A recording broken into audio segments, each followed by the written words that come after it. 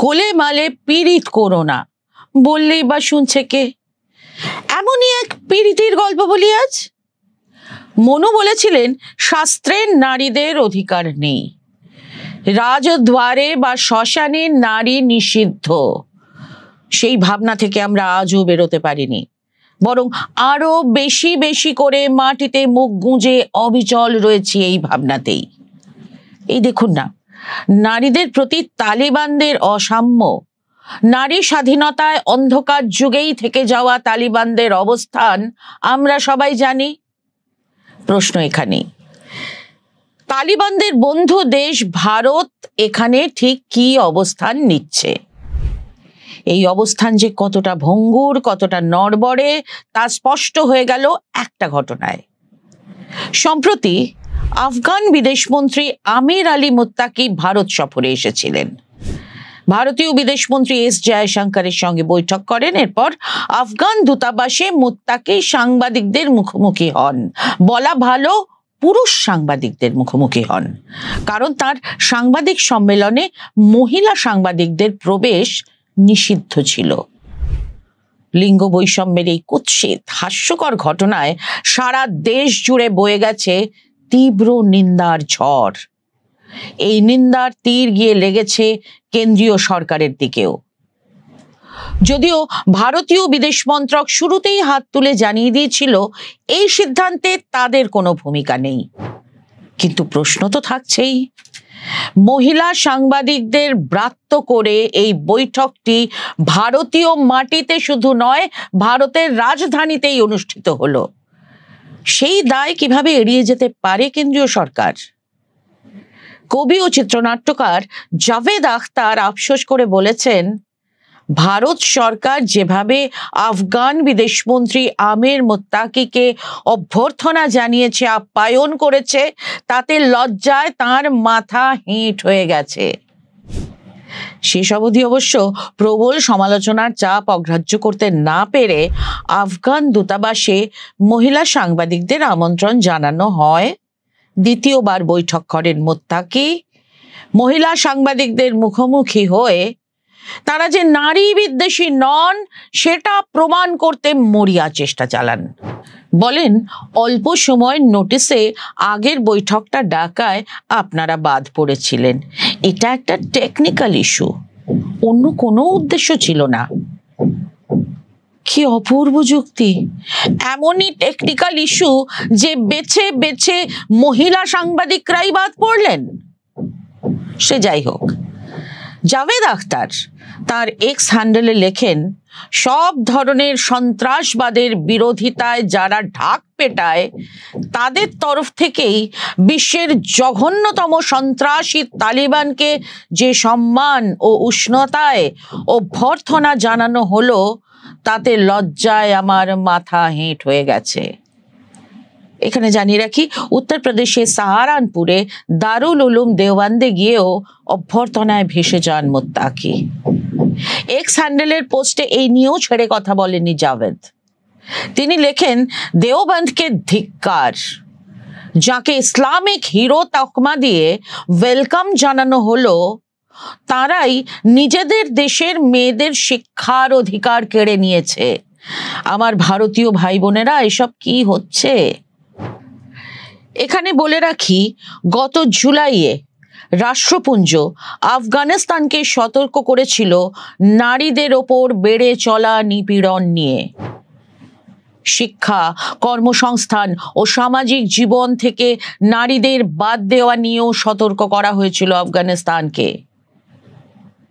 2021-এর 25 জানুয়ারি মুত্তাকির স্বাধীনভাবে চলাফেরা ব্যান করে রাষ্ট্রপুঞ্জ। মুত্তাকির সম্পত্তি ফ্রিজ করা হয় এবং অস্ত্র রাখার ক্ষেত্রেও নিষেধাজ্ঞা জারি করেছিল রাষ্ট্রপুঞ্জের সিকিউরিটি কাউন্সিল কমিটি। যদিও এর পরও ভারতের মিত্র শক্তি হয়ে উঠতে বিন্দুমাত্র অসুবিধা হয়নি আফগানিস্তানের। মুত্তাকিকে স্বাগত জানিয়ে জয়শঙ্কর বলেছেন, ওদের এই সফর দুদেশের মৈত্রীকে নিশ্চিত করার ক্ষেত্রে নতুন পদক্ষেপ। পেহেলগাঁও হামলা ও আফগানিস্তানে ভূমিকম্পের পর আমাদের কথা হয়েছিল, কিন্তু সশরীর সাক্ষাতের আলাদাই তাৎপর্য ও গুরুত্ব রয়েছে। এখানেই থেমে যাননি জয়শঙ্কর। ভারতকে আফগানিস্তানের সীমান্ত লাগোয়া প্রতিবেশী ও শুভাকাঙ্ক্ষী বলে উল্লেখ করে জয়শঙ্কর এও বলেছেন, ওদের সার্বভৌমত্ব, নিরাপত্তা ও স্বাধীনতা বজায় রাখতে আমরা বদ্ধপরিকর। কাবুলে ভারতের টেকনিক্যাল মিশনকে এমবাসির পর্যায়ে উন্নীত করা হচ্ছে। মুত্তাকিও কম যান না, সৌজন্য প্রকাশ করে বলেন, সাম্প্রতিক ভূমিকম্পের পর ভালো বন্ধু ভারতই প্রথম তাদের পাশে দাঁড়ায়। আর তারপরে দল বল নিয়ে দেওবন্দ যাত্রা করেন মুত্তাকি। তার জন্য ছিল কড়া নিরাপত্তার ঘেরাটোপ। অভ্যর্থনা জানাতে 15 জনের উলেমার অর্থাৎ ইসলামী পণ্ডিতের দল বানানো হয়। গোটা ব্যবস্থার তদারকির দায়িত্বে ছিলেন দেওবন্দের রেক্টর মৌলানা মুফতি আবুল কাসেম নোমানি। মুত্তাকির প্রবেশ পথ ছিল ফুলের পাপড়ি বিছানো। মুত্তাকির সঙ্গে সেলফি তোলার হুড়োহুড়িও ছিল চোখে পড়ার মতো। এসব সত্ত্বেও অবশ্য ভারত একটু ব্যাকফুটেই খেলছে। তালিবান সরকারকে বন্ধু হিসেবে আনুষ্ঠানিক স্বীকৃতি দিয়ে উঠতে পারেনি এখনো, কিন্তু সেটাও বা কতদিন?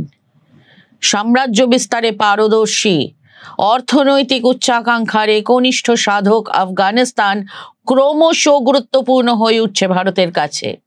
শুধু ভারত কেন, রাশিয়া, চীন, ইরান, তুরস্ক ইত্যাদির মতো বিশ্বের বৃহৎ শক্তিধর দেশগুলো আফগানিস্তানের সঙ্গে কৌশলগত সম্পর্ক স্থাপনে সক্রিয়। বাদ যায়নি আমেরিকাও।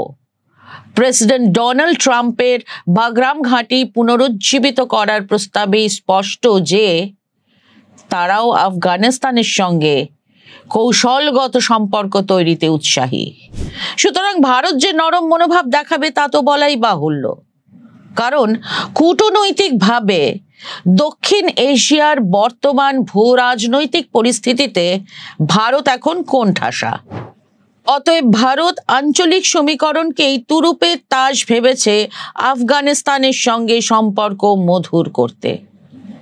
কাবুলে আবারও ভারতীয় দূতাবাস চালু করতে উদ্যোগী হয়েছে। এখানে গুরুত্বপূর্ণ হলো একটা পটভূমি তৈরি হচ্ছে।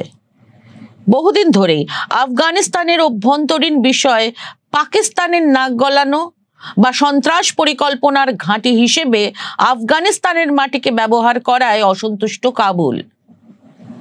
কাজেই আফগানিস্তান পাকিস্তানের সম্পর্কের এহেন অবনতির পটভূমিতেই ভারত সফরে এসেছেন মুত্তাকি। শত্রু শত্রু মানে বন্ধু, এই অবস্থানেই ভারত ও আফগানিস্তান এখন আরো কাছাকাছি, আরো কাছে এসো টাইপের স্টান্স নিয়েছে। ভারত চাইছে আইডেন্টিটি ক্রাইসিসের ঝুঁকি না নিয়ে বিশ্বের ভূ রাজনৈতিক দৃশ্যপটে নিজেদের সুরক্ষিত রাখতে।